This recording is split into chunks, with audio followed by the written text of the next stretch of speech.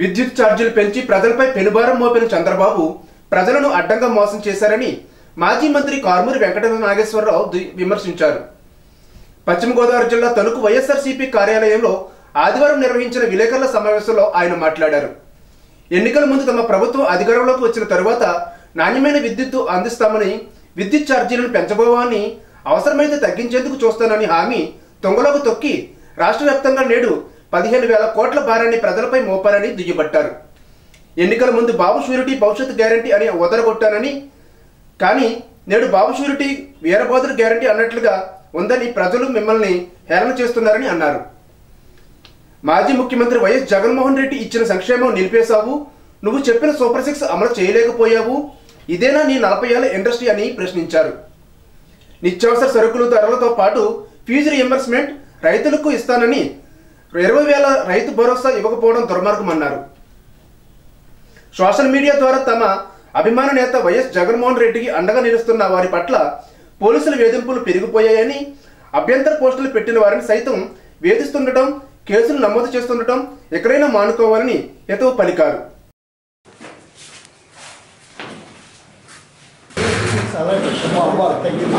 చంద్రబాబు నాయుడు గారు ఎలక్షన్ టైంలో మరి విద్యుత్ ఛార్జీలు పెంచాం, విద్యుత్ ఛార్జీలు అవసరమైతే తగ్గిస్తాం, ఇవాళ చాలా దారుణంగా మరి ఈరోజు విద్యుత్ ఛార్జీలు పెంచే కార్యక్రమం శ్రీకారం చుట్టారు.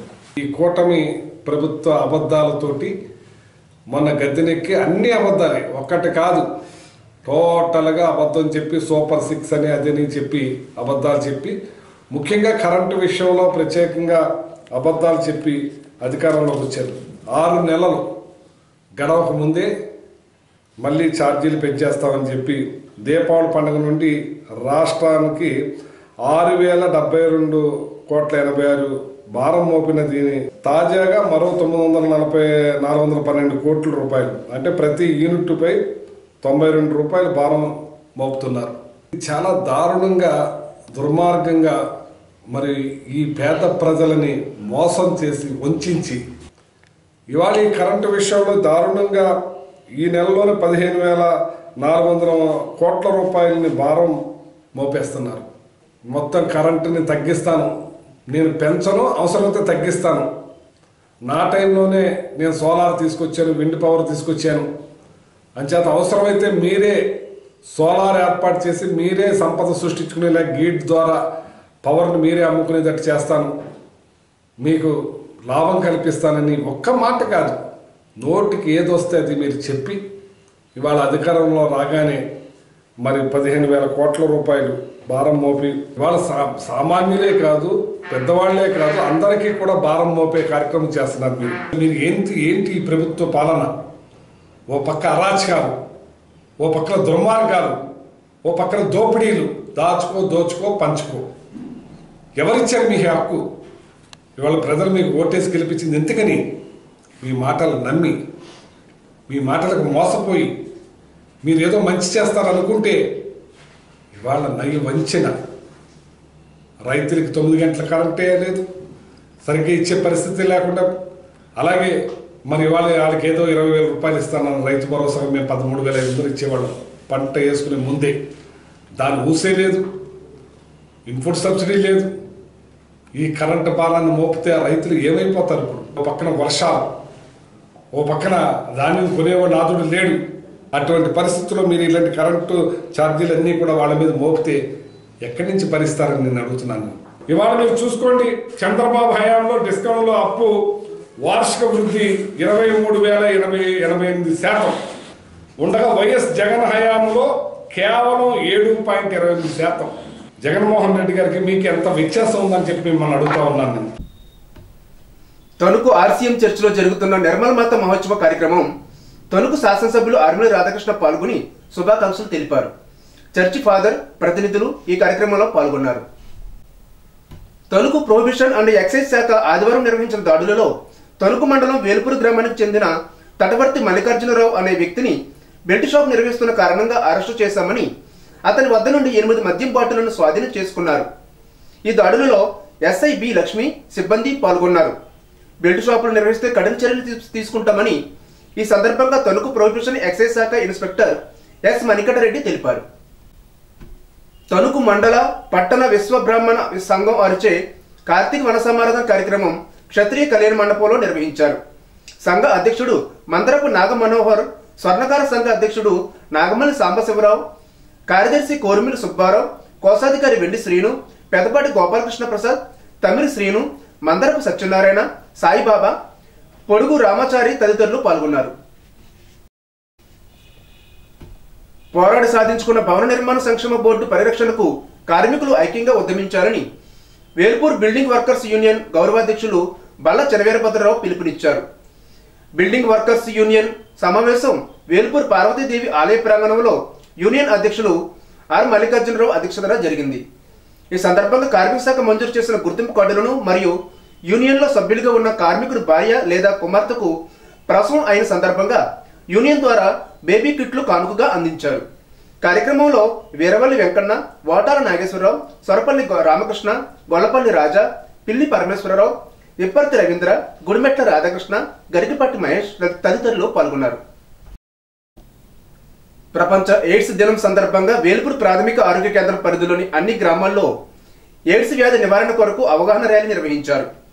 ఈ వ్యాధి ప్రస్తుత కాలంలో ఎక్కువ కేసులు నమోదు కానప్పటికీ చాపకంద నీరుల అమాయకులకు సోకే ప్రమాదం ఉందని, వ్యాధి పట్ల అవగాహన కలిగి ఉన్నప్పుడు తగు జాగ్రత్తలు తీసుకుని అప్రమత్తంగా ఉండాలని తెలియజేస్తూ అన్ని గ్రామాల్లో అవగాహన కల్పించడానికి కృషి చేయాలని సిబ్బందికి వైద్యాధికారి డాక్టర్ సాయిబాబాని పేర్కొన్నారు. ఈ కార్యక్రమంలో ఆయా గ్రామాల హెల్త్ ప్రొవైడర్స్, స్త్రీ మరియు పురుష ఆరోగ్య కార్యకర్తలు, ఆశాలు పాల్గొన్నారు.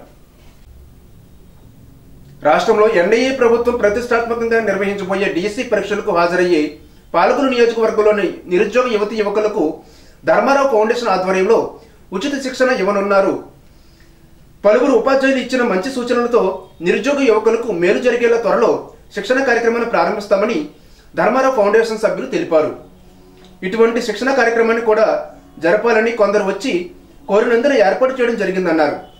నియోజకవర్గం నుంచి 200 మంది వరకు ఉంటారని భావించిన దాదాపు 800 దరఖాస్తులు వచ్చాయని చెప్పారు. ఇంత పెద్ద ఎత్తున స్పందన రావడంతో మాలో మరింత బాధ్యత పెరిగిందని, త్వరలోనే కోచింగ్ సెంటర్ ప్రారంభిస్తామని ధర్మారావు ఫౌండేషన్ సభ్యులు చెప్పారు. ఈరోజు ఒక మీట్ పర్సనల్గా పెట్టమన్న కారణం ఏంటంటే, మీ అందరికీ తెలుసు ఏదైతే డిఎస్సికి సంబంధించి చాలామంది స్టూడెంట్స్ కూడా నన్ను కూడా రిక్వెస్ట్ చేయడం జరిగింది. మీరు ఎన్నో కార్యక్రమాలు చేస్తూ ఉన్నారు, ఫౌండేషన్ ద్వారా ఎన్నో సేవా కార్యక్రమాలు చేస్తూ ఉన్నారు. మేము ఏదైనా కోచింగ్కి వెళ్ళి తీసుకుందామంటే చాలా వరకు మేము పార్ట్ టైమ్గా స్కూల్స్లో కానీ లేదా ఇతరత్ర కొంచెం మా ఎడ్యుకేషన్ను కంప్లీట్ అయిన తర్వాత గ్యాప్ ఉండడం వల్ల ఇంట్లో ఏదైతే ఫ్యామిలీకి సపోర్ట్గా ఉండడం కోసం ఏదో పార్ట్ టైమ్స్ జాబ్స్ చేసుకుంటూ ఉన్నాం. మరి ఎటువంటి పరిస్థితుల్లో మళ్ళీ 4-5 మంత్స్ బయటికి వెళ్ళి ఉండాలంటే కొంచెం ఇబ్బందికరమైన పరిస్థితి ఉంది. ఒక్కసారి మీరు కూడా ఆలోచన చేసి పాలకుల్లోనే మాకు ఏదైనా కొంచెం ఆ కోచింగ్ని ఏర్పాటు చేస్తే మాకు కొద్దిగా ఈజీగా మాకు ఉంటుందని మరి ఎవరైతే మన పాలకులు చాలామంది మాట్లాడడంతో నేను కూడా జనరల్గా సరే ఓకే మనము పాలకొల్లు కాన్స్టిట్యున్సీ పరిధిలో ఏమన్నా ఒక 200-300 అట్లా ఉంటారులే అని మనం కూడా సరే చెప్దామని అప్లికేషన్ తీసుకోమన్నాం. కానీ నియర్లీ ఒక 600-800 మధ్యన ఈ అప్లికేషన్స్ వచ్చినాయి. సరే మనము కార్యక్రమాన్ని తీసుకున్నప్పుడు ఫౌండేషన్ యాక్టివిటీస్ కూడా మనం కాన్స్టిట్యున్సీ పరిధిలోనే మనం చేస్తూ ఉన్నాం కాబట్టి ఆ పరిధిలోనే ఈ యొక్క డిఎస్సి కోచింగ్ కూడా తీసుకుందామని అని అనుకున్నాం. దానిలో భాగంగానే ఈ యొక్క ఆంధ్రప్రదేశ్ రాష్ట్రంలో ఏదైతే ప్రగతి మన నిన్న కూడా మేము కూడా పర్సనల్గా కూడా నేను కూడా వెళ్ళి విజిట్ చేయడం జరిగింది. ఎందుకంటే మనం చేసేటువంటి కార్యక్రమం మళ్ళీ సక్సెస్ అవ్వాలి. ఎందుకంటే మీకు కూడా తెలుసు మేము కూడా రాజకీయాల్లోకి వచ్చింది సర్వీస్ ఓరియంటెడ్తో వచ్చినటువంటి వ్యక్తులం.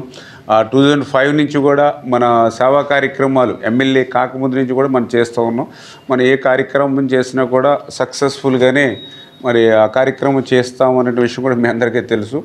అది ఈ డిఎస్సి అనేది కొద్దిగా ఎందుకంటే మా వరకు వచ్చేటప్పటికి పొలిటికల్గా లేకపోతే ఇతరత్ర రంగంలో ఉన్నాం. అదంతా కూడా పూర్తిగా మీకు సంబంధించినటువంటి సబ్జెక్టు.